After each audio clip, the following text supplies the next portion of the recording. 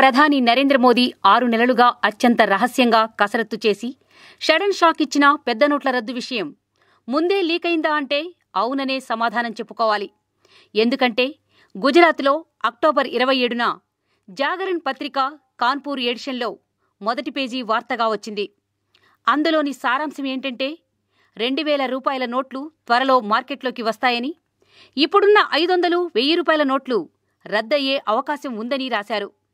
దీంతో గతంలో గుజరాత్కి ముఖ్యమంత్రిగా ఉన్న ప్రధాని నరేంద్ర మోదీ ఈ విషయాన్ని తన సన్నిహితులకు బహిర్గతం చేశాడని పెద్ద ఎత్తున విమర్శలు వినిపిస్తున్నాయి.